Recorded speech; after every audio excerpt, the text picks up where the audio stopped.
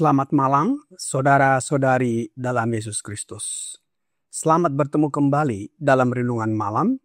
Ye shall receive power, atau engkau akan menerima kuasa, oleh Ellen G. White, tanggal 15 Agustus 2025. Mari kita berdoa. Bapa kami yang di sorga, Allah pencipta langit dan bumi, satu-satunya Allah yang benar, yang kami sembah melalui anak-Mu Yesus Kristus. Pada malam ini, kami bersyukur dan berterima kasih oleh sebab penyertaan dan perlindungan Bapa sepanjang hari hingga malam ini dalam aktivitas dan pekerjaan kami. Mohon karuniakan Roh Yesus Kristus dalam hati kami, sehingga dapat mengerti firman-Mu dan menghidupkannya dalam kehidupan kami sehari-hari. Besertalah dengan kami sepanjang malam ini, ya Bapa. Kami persembahkan doa ini melalui anak-Mu Yesus Kristus, Tuhan dan Juru Selamat kami. Amin.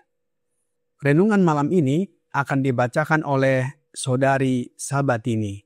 Kepada Saudari Sabatini, kami persilahkan. Judul renungan kita pada hari ini, Bertemu Fanatisme, 15 Agustus. Ayat intinya terdapat dalam 2 Petrus 1 ayat 16, sebab kami tidak mengikuti dongeng-dongeng isapan jempol manusia ketika kami memberitahukan kepadamu kuasa dan kedatangan Tuhan kita, Yesus Kristus, sebagai Raja, tetapi kami adalah saksi mata dari kebesarannya. Berkali-kali dalam beberapa tahun terakhir, saya diminta untuk berbicara sebagai protes terhadap rencana-rencana yang penuh khayalan dan terlarang yang telah diajukan oleh satu sama lain. Pesan saya selalu, beritakanlah firman dengan sederhana dan penuh kerendahan hati. Sampaikan kebenaran yang jelas dan murni kepada umat. Jangan buka pintu bagi gerakan-gerakan fanatik, karena pengaruhnya akan membawa kebingungan pikiran, keputusasaan, dan kurangnya iman kepada umat Allah. Setiap kali saya dipanggil untuk menghadapi fanatisme dalam berbagai bentuknya, saya menerima instruksi yang jelas, positif, dan tegas untuk menentang pengaruhnya.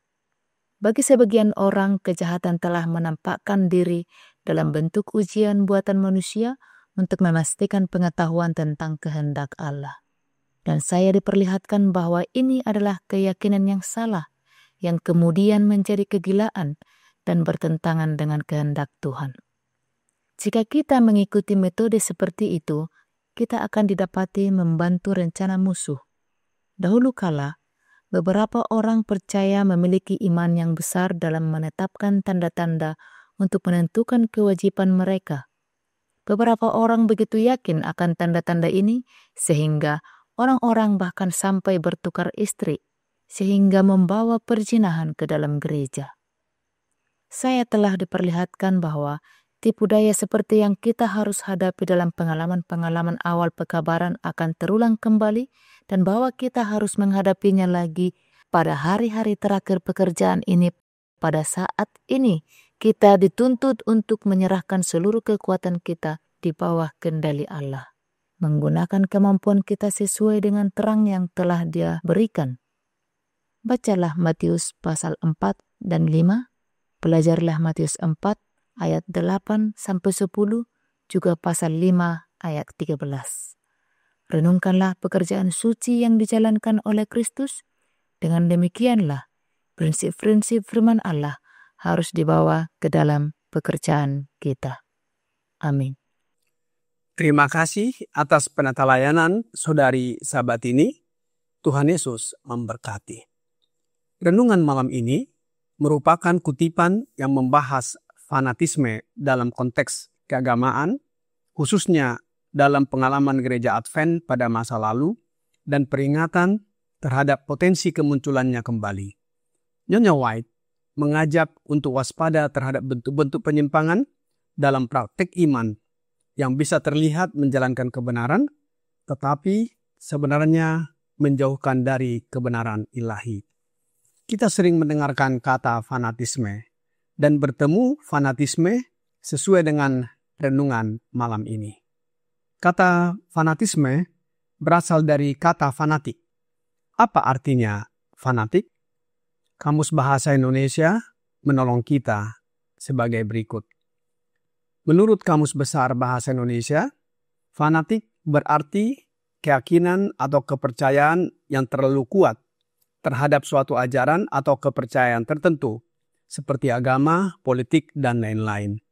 Secara lebih luas, fanatik bisa diartikan sebagai sikap atau perilaku yang menunjukkan ketertarikan dan keyakinan yang sangat kuat terhadap suatu objek, ide, atau kelompok tertentu yang seringkali melebihi batas kewajaran dan mempengaruhi cara berpikir serta bertindak seseorang. Melalui kata ini, apa artinya fanatisme? Selanjutnya, fanatisme adalah keyakinan atau ketertarikan yang berlebihan dan ekstrim terhadap sesuatu, seperti agama, politik, atau tokoh tertentu. Seseorang yang fanatik cenderung sulit berpikir kritis atau objektif, serta sulit menerima pendapat yang berbeda. Mereka seringkali merasa pandangan mereka adalah yang paling benar dan menganggap perbedaan sebagai ancaman. Apa contoh fanatisme dalam kehidupan sehari-hari di lingkungan kekristenan? Berikut ini saya berikan contohnya. 1. Menolak berteman atau berintegrasi dengan orang yang berbeda agama. Menganggap orang yang berbeda keyakinan sebagai musuh atau tidak layak mendapatkan kasih. Tentu hal ini bertentangan dengan ajaran Yesus Kristus. 2. Merasa paling benar dan eksklusif dalam beriman. Menganggap hanya gereja atau kelompoknya yang memiliki kebenaran sejati dan merendahkan kelompok lain. Padahal Alkitab mengajarkan kesederhanaan dan kerendahan hati. 3. Terlalu fokus pada ritual atau aturan keagamaan, namun melupakan esensi kasih dan pelayanan. Menganggap bahwa ibadah formal adalah hal yang utama, tetapi mengabaikan kasih kepada sesama, terutama kepada mereka yang membutuhkan. Berikut adalah 4. Menyebarkan ujaran kebencian atau informasi yang salah tentang agama lain ataupun kepercayaan lain. Di sini kita lihat bahwa menggunakan media sosial atau platform lain untuk menyerang dan merendahkan agama lain. Padahal seharusnya menjunjung tinggi toleransi dan juga kerukunan antar umat beragama, antar gereja, dan bahkan antar kelompok. Yang kelima adalah merasa berhak menghakimi orang lain berdasarkan keyakinan agama atau doktrin yang dianutnya. Menilai orang lain buruk atau tidak layak berdasarkan perbedaan keyakinan. Padahal Alkitab mengajarkan untuk tidak menghakimi. Yang keenam adalah memaksakan keyakinan kepada orang lain. Berusaha meyakinkan orang lain untuk masuk ke dalam gereja ataupun kelompok dengan cara yang memaksa atau yang tidak sopan. Kemudian yang terakhir, terobsesi dengan ajaran tertentu dan menolak pandangan lain. Hanya mau mendengarkan ajaran dari satu sumber atau seseorang atau gereja atau kelompok tertentu dan menolak pandangan lain yang mungkin lebih luas. Dalam pergerakan Advent mula-mula terjadi gerakan-gerakan fanatisme ini. Pesan dari Nyonya White agar memberitakan firman dengan sederhana dan penuh kerendahan hati. Sebagaimana dalam renungan malam, Ye shall receive power, halaman 236, paragraf 2 berkata, beritakanlah firman dengan sederhana dan penuh kerendahan hati. Sampaikan kebenaran yang jelas dan murni kepada umat. Jangan buka pintu bagi gerakan-gerakan fanatik, karena pengaruhnya akan membawa kebingungan pikiran, keputusasaan, dan kurangnya iman kepada umat Allah. Apa yang dimaksudkan oleh Nyonya White dengan gerakan-gerakan fanatik, dan juga apa yang dimaksudkan oleh Rasul Petrus? Di dalam 2 Petrus 1 ayat 16, kami tidak mengikuti dongeng-dongeng isapan jempol manusia. Hal ini menekankan bahwa iman yang benar bersandar pada kenyataan dan firman Tuhan, bukan pada spekulasi atau mitos buatan manusia. Fanatisme dalam konteks ini ditunjukkan sebagai keyakinan atau ajaran yang tidak berdasarkan Alkitab atau menyimpang dari kebenaran, melainkan bersumber dari hayalan atau ilusi pribadi. Fanatisme ini bisa terlihat religius atau beriman, tetapi sebenarnya menyesatkan, merusak kehidupan rohani, bahkan membawa kehancuran moral dan sosial dalam jemaat. Oleh karenanya, Nyonya White mengajak kita agar kembali kepada prinsip yang sehat, berpegang pada firman, bersikap rendah hati, dan menggunakan akal sehat yang dituntun oleh terang dari Tuhan. Nyonya White menyebutkan tentang gerakan-gerakan fanatik ini menimbulkan kebingungan pikiran, keputusasaan, kurangnya iman kepada umat Allah. Hal ini menunjukkan bahwa fanatisme muncul ketika semangat keagamaan tidak dikendalikan oleh hikmat atau prinsip Alkitab, tetapi dibawa oleh emosi, kesombongan rohani, atau tuntutan pribadi yang ekstrim. Salah satu bentuk fanatisme yang terjadi pada zaman Ellen G. White adalah menyalahgunakan tanda-tanda ilahi. Dalam renungan malam ini, You Shall Receive Power, halaman 236, paragraf 3 berkata, setiap kali saya dipanggil untuk menghadapi fanatisme dalam berbagai bentuknya, saya menerima instruksi yang jelas, positif dan tegas untuk menentang pengaruhnya. Bagi sebagian orang, kejahatan telah menampakkan diri dalam bentuk ujian buatan manusia untuk memastikan pengetahuan tentang kehendak Allah. Dan saya diperlihatkan bahwa ini adalah keyakinan yang salah yang kemudian menjadi kegilaan dan bertentangan dengan kehendak Tuhan. Jika kita mengikuti metode seperti ini, kita akan didapati membantu rencana musuh.